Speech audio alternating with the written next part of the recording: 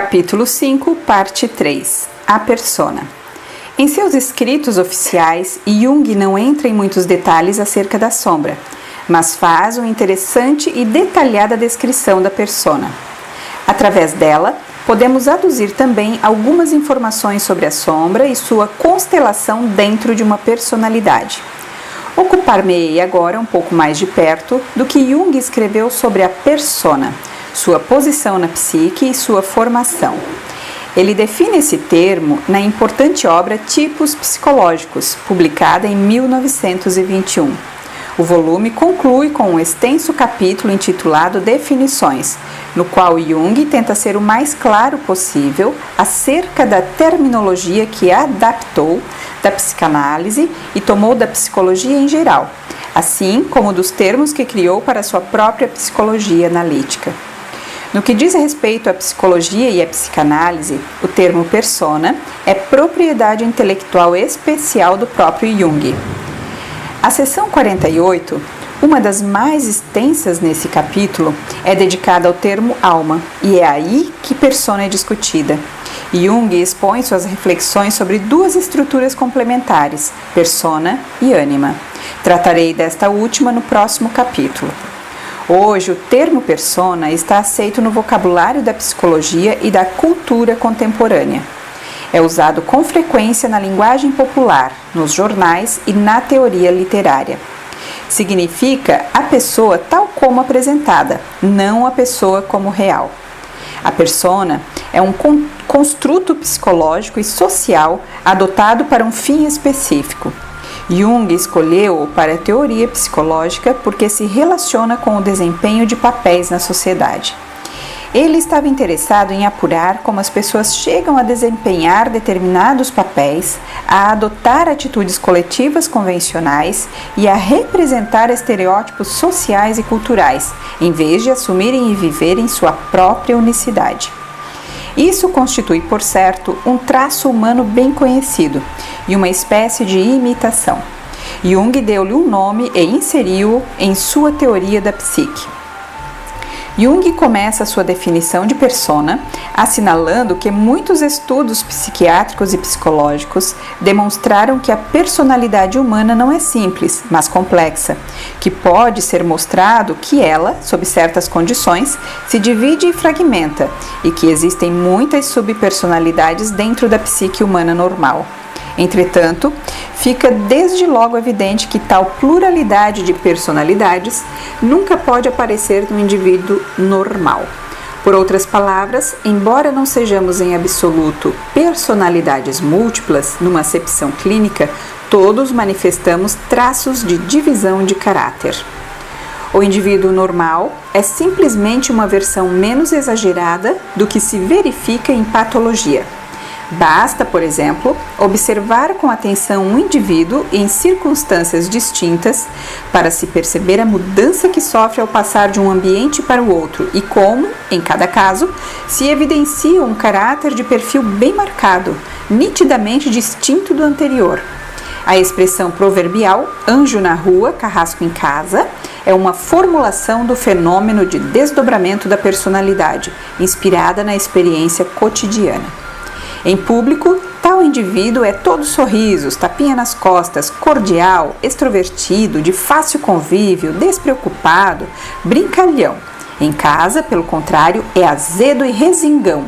Não fala com os filhos, mal-humorado, esconde seu ar soturno atrás das folhas do jornal e pode ser agressivo, verbalmente ou de alguma outra forma.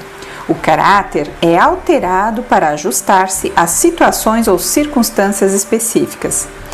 A história de Jekyll e Hyde representa uma forma extrema disso. Um outro romance com o mesmo tema é o Retrato de Dorian Gray, onde o protagonista guarda no sótão de sua casa um retrato dele próprio. À medida que ele envelhece, o retrato também envelhece, revelando a sua verdadeira natureza e caráter. Entretanto, ele continua aparecendo em público sem rugas, jovem, requintado e divertido. Jung passa em seguida a discutir o tema fascinante da sensibilidade humana aos ambientes sociais.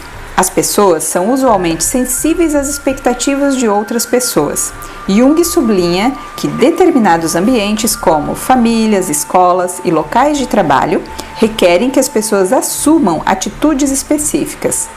Por atitude, Jung entende uma orientação a priori para uma coisa determinada, não importa se ela está representada ou não na consciência.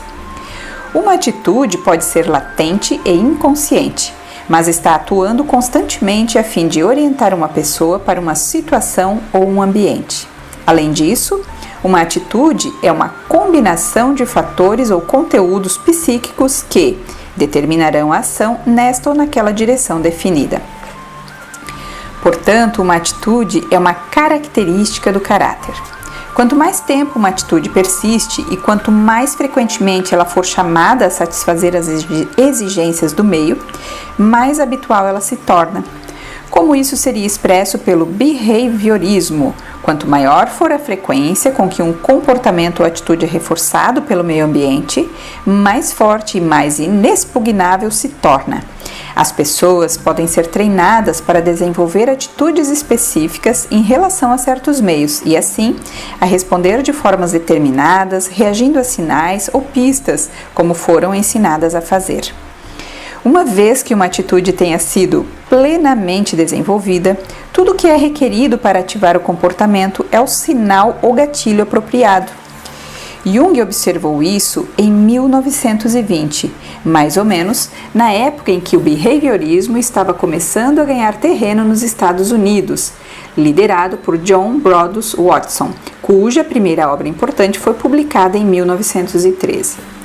Em contraste com as pessoas que vivem e trabalham em áreas rurais ou naturais, as quais constituem meios ambientes relativamente unificados, muitos habitantes urbanos educados movimentam-se em dois ambientes totalmente distintos, o círculo doméstico e o mundo público. Isso era mais verdadeiro para os homens do que para as mulheres na Europa do tempo de Jung. Os homens do tempo e da cultura de Jung trabalhavam num ambiente e viviam domesticamente num outro, e tinham de responder a dois meios nitidamente diferentes, cada um dos quais forneciam diferentes conjuntos de sinais. Esses dois ambientes totalmente diferentes exigiam duas atitudes totalmente distintas, as quais, dependendo do grau de identificação do ego com a atitude do momento, produziam uma duplicação de caráter. Um amigo meu tem um cargo administrativo de nível médio numa repartição governamental e assim cumpre-lhe dar o tom para os funcionários do grupo sob suas ordens no tocante aos valores e padrões de comportamento no setor público. A repartição é um ambiente e ele descobre através de outras fontes quais são os valores corretos e depois informa os seus subordinados que, por exemplo, devem ser sensíveis em questões tais como não discriminação, sexismo e ação afirmativa. O meu amigo contou-me que desempenha bem e com facilidade esse papel no local de trabalho, mas quando vê televisão na intimidade do seu próprio lar tem reações muito diferentes. Aí ele é ultraconservador. No trabalho é um homem moderno, liberal e esclarecido. O seu ego, entretanto, não está fortemente identificado com a atitude desse meio. Ele tem uma persona funcional, uma que ele põe e tira facilmente sem se identificar com ela. O meu amigo tem muito claro em seu próprio espírito que não se identifica em absoluto com essa persona do seu local de trabalho. Frequentemente, porém, o ego identifica-se com a persona. O termo psicológico identificação assinala a capacidade do ego para absorver e unir-se a objetos externos, atitudes e pessoas. Isso é um processo mais ou menos inconsciente. A pessoa imita involuntariamente outra. Talvez ela própria nem se dê conta disso, mas outras pessoas veem a imitação. Em princípio, pode-se dizer que o ego está inteiramente separado da persona, mas na vida real não é esse o caso, visto que, com grande frequência, o ego tende a identificar-se com os papéis que desempenha na vida. O caráter é, via de regra, moldado por exigências emocionais e uma equiescência cômoda em nome do conforto e da conveniência, Daí acontecer com frequência que homens que na vida pública são extremamente enérgicos, fogosos, duros no trato, obstinados e implacáveis, mostram-se tolerantes, moderados, complacentes, até fracos, quando no lar e no seio da família. Qual é o verdadeiro caráter, a personalidade real? É frequentemente impossível responder a essa pergunta. De qualquer modo, o ego sempre contém mais do que a identificação com a persona. Pode-se dizer que, no máximo, a persona formará um invólucro compacto envolvendo o lado do ego que se defronta com o mundo social. Mas, usualmente, as pessoas ainda reconhecerão uma diferença entre o papel e a verdadeira identidade íntima. O núcleo do ego é arquetípico, assim como individual e pessoal. Ainda é pequeno ponto de reflexão, o centro do eu. O lado arquetípico do núcleo do ego é puro, eu sou, uma manifestação do si mesmo. É simplesmente egoidade. Ver o capítulo 1. No lado pessoal, entretanto, o ego é permeável à influência de forças externas. Tal influência penetra no ego e afasta essa pura egoidade, quando o ego se identifica com um novo conteúdo. Isto é a aprendizagem do ego. Aprendemos os nossos nomes. Depois disso, passamos a ser nossos nomes, identificamos-nos com os sons deles. Quando o ego é identificado com a persona, sente-se idêntico a ela. Eu sou, então, o meu nome. Sou o filho de meu pai e de minha mãe, o irmão de minha irmã. Uma vez feita essa identificação, deixo de ser simplesmente eu sou o que sou. Mas, em vez disso, sou Murray Stein, nascido em tal e tal data, com essa história pessoal particular. Este é quem eu sou agora. Identifico-me com memórias, com a construção da minha história, com algumas de minhas qualidades.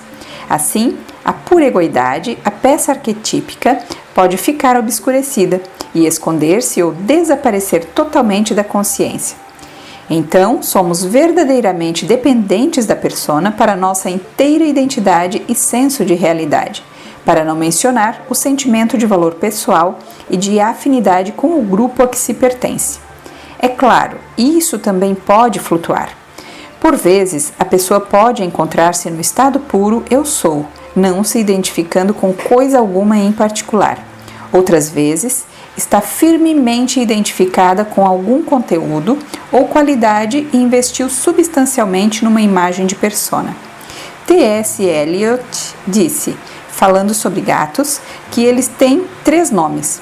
Um que o mundo conhece, um que só alguns conhecem e um que só o gato conhece. O primeiro e o segundo referem-se à persona. O terceiro refere-se ao núcleo arquetípico do ego.